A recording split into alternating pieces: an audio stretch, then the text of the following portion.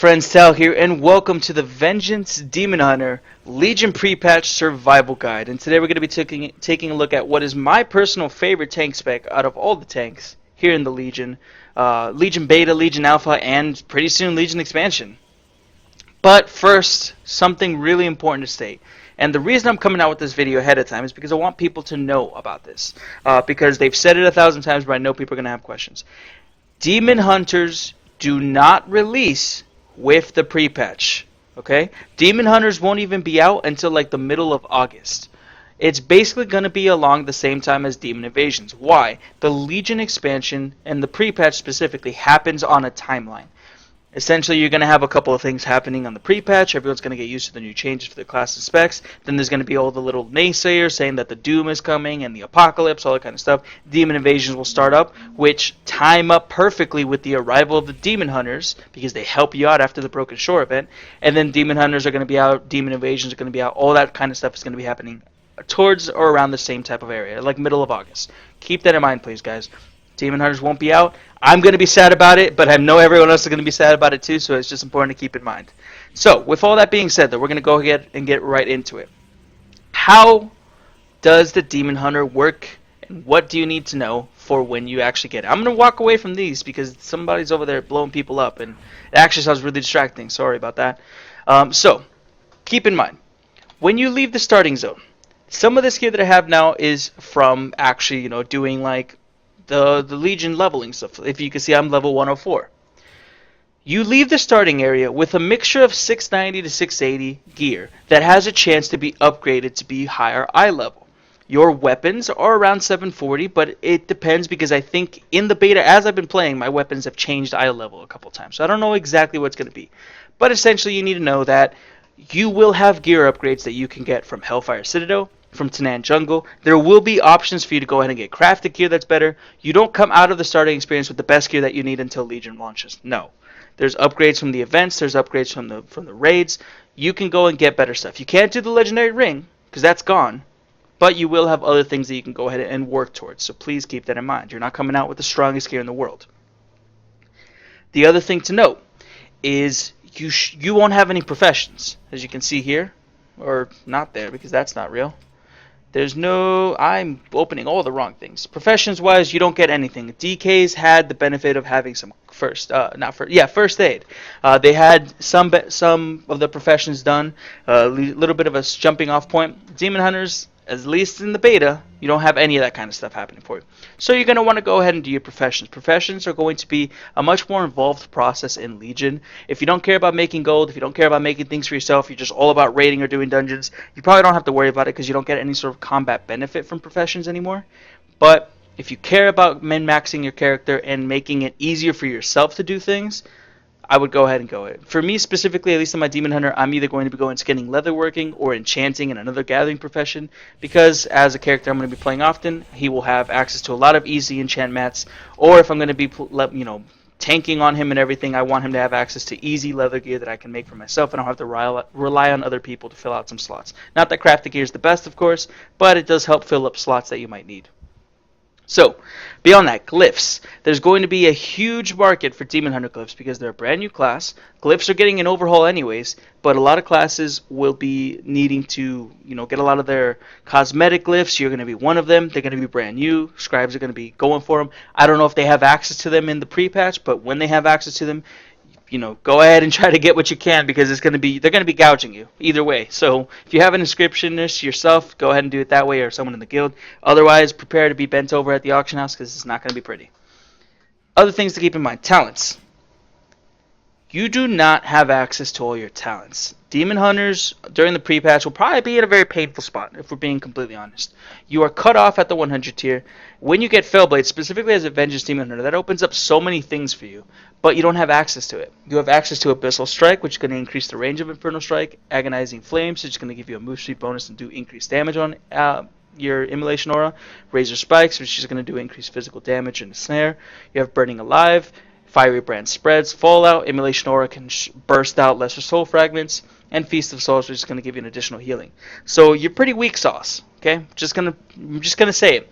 Already, Demon Hunters have been nerfed a little bit to that they're a little bit squishier than all the other tanks, if we're being totally honest. Once you get gear, you'll be fine, but baseline, you are squishier than other targets, especially against magic damage, and it doesn't help that you don't have access to all your talents. A lot of your survivability is tied into getting to 110 and tied into your artifact traits, both of which you don't have access to. So it's important to keep in mind how the spec plays then. And essentially you have a couple of important things. Shear is your spammable pain generator that can sometimes shatter a soul fragment. Soul fragments will heal you. They're just around you. They're almost like a secondary resource. Your primary being pain, your secondary being the soul fragments, in my personal opinion. You have soul cleave that's going to cost pain. It's going to do a cleave melee attack, but also suck in soul fragments to heal you. You have demon spikes, which is your physical damage reduction. It's going to consume a little bit of pain and increase your chance to parry and reduce damage taken. Fiery Brand is one of your cooldowns, so it's going to be like a 40% damage reduction. Does a little bit of fire damage, and that enemy will do less damage to you. It's a single target type thing. You have Immolation Aura, which is your AoE damage, essentially. It's going to give you some pain generation, and with that talent that I was talking about earlier, it'll shatter some soul fragments out of the initial burst. It's a burst of fire, and then a burning effect around you. And then you have Meta. Meta is a beautiful animation. Look at that. That's wonderful. Fantastic. It's going to give you some pain over time, but it's also going to increase your maximum current health and continue to generate that pain. As far as rotation-wise, it does not change your abilities like the Havoc Demon Hunter. Keep that in mind. You're still doing the same basic stuff as Vengeance when you're in meta. You just have more survivability, and you have pain generating for you. So, with all that being said, I'm just going to go ahead and go over a little bit of other things that you might need to know. Specifically, Shear generates 10 pain. Demon Spikes cost 20 pain. It's on a recharge system. It has 2 charges baseline. Soul Cleave 30 to 60 pain. The more that it takes, the more healing and damage that it will do. Empower Wards is your magic damage reduction. 30% for 6 seconds, 20-second cooldown. Consume Magic is your interrupt. And the cool thing about Consume Magic is it gives you 50 pain when you successfully interrupt. So as a Vengeance Demon Hunter, as a Havoc Demon Hunter, you want to be on every single interrupt rotation. And if you can help it, you want to be first. Because you want to have as much of those resource resets as you possibly can. So make sure you're on that list. Throwglaive is just a ranged pull, honestly. It doesn't do enough damage to justify using it all the time. It's really just to get threat on a target from a long distance. Immolation Aura, you want to use this on cooldown because as a haste recharge, it's a haste lowered cooldown. There's a lot of fire damage, and it's going to generate 20 pain for you. Fire Brand, we already talked about. 1 minute cooldown, 40% damage reduction. You don't have access to Soul Carver. You have Metamorphosis, 3 minute cooldown. Darkness, which is 3 minute cooldown. It's just going to reduce, give all the friendly targets in the darkness area a 15% chance to avoid all damage from an attack. It's really not that strong because it has such a low chance to actually activate. It's more or less a cooldown for you and your co-tank, really, if we're being totally honest. But then you have the really cool addition of sigils. You have a sigil of misery, which is going to cause everyone to be disoriented for 30 seconds. You have a sigil of change, which is mass grip, 2 minute cooldown. It's smaller than mass grip, Gorfian's Grasp. It's not as fast because it takes like 3 seconds to actually be used. So keep that in mind. Smaller, takes a little bit longer to use, but you can preset it if you're paying attention to the fight. But it has a baseline lower cooldown, and in the expansion you'll have options to go ahead and get that even lower. You have Sigil of Flame, which is a rotational AoE ability. It's just going to do fire damage. And then you have Sigil of Silence, which is just a ranged silence. All these sigils are really cool. Their utility, fantastic in my personal opinion. And of course you have your Heroic Leap stand-in, Infernal Strike, and you have Double Jump and Glide. So that's all the kind of stuff that's available to you as a Demon Hunter at level 100. Beyond that, the only other things you really got to keep in mind is that from Hellfire Citadel, you do have access to a class trinket, but it doesn't actually seem that it does anything. Maybe on the live servers it'll actually have an effect, but on here you can see it's just haste mastery. Nothing too crazy. You already know that there's no bonus armor anymore, or you should know that there's no bonus armor. Helms, not helms, but trinkets, cloaks, backs, rings, all that kind of stuff is not going to have bonus armor available. And let me actually just check to make sure, but it does seem that there is a specific Demon Hunter set. So let me just go ahead. Yeah, it's just, I'll click on it as I go through, but you can see here that the Demon Hunter, because it says class is Demon Hunter, it doesn't have an effect. It's just haste mastery. If we go down here to, let's see, let's try to find more Demon Hunter stuff. Yeah, so it's just going to look like the LFR set. At least on the beta, it's looking like the LFR set. It doesn't seem to have an actual any actual effect, which is kind of sad, honestly, if I'm being super honest. But it doesn't have any sort of effect to it.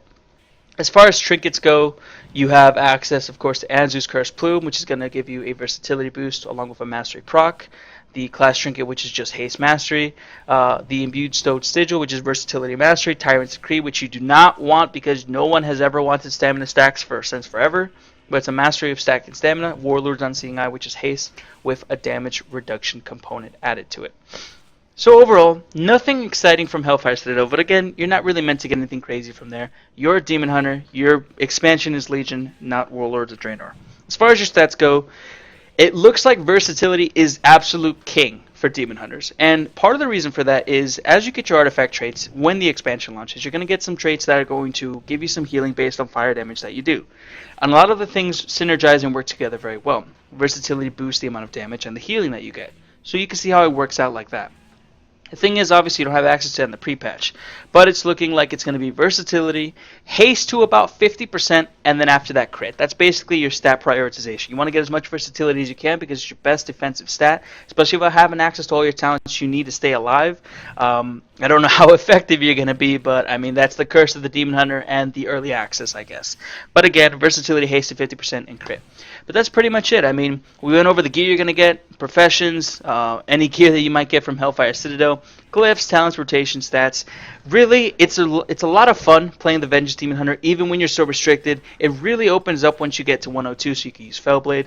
But it's not the easiest thing in the world. And as far as you being a good tank at 100, I doubt that with every fiber of my being, just because you don't have access to all your tools. And some of those tools are really important. Having access to increased pain generation is really important. Having access to Blade Turning, Fell Devastation, or Spirit Bomb is important. Last resort is your Purgatory. Nether Bond's a cooldown. Soul Berry just helps you reduce more damage and not waste any soul fragments. It's just something important to keep in mind, something that you want to be thinking about once you're actually going into Legion. But if you're getting started with the pre-pass, you're just playing it, you're getting your professions up, all that kind of stuff, it works, it's fine, it's a lot of fun. It is. But anyways, guys, that's what you guys need to know about the Legion pre-patch for the Vengeance Demon Hunter. It's a very fun class, but it's not complete, and you need to play knowing that. Anyways, guys, if you liked the video, please go ahead and like the video. Subscribe to the channel if you want to see more content like this. Obviously, as we're gearing up for the Legion expansion, there's going to be a bunch, I almost said a bad word, but there's going to be a bunch more stuff coming out, as well as streams when I'm actually leveling and doing all that kind of stuff. I hope you guys have liked this pre-patch series. I worked as fast as I could to get it all out, and not that it takes too long to do these, but I really have to gather my thoughts about what I want to say, because I'm trying to make them shorter. I don't want to have super long videos. I know a lot of people aren't really here to watch hour-long stuff, and I don't want to make that kind of video every single time. But guys, I hope you have a wonderful, fantastic day. I hope that your Legion pre-patch is fantastic and, everything works out well for you. And I hope that each and every single one of you have a fantastic day. See you guys around.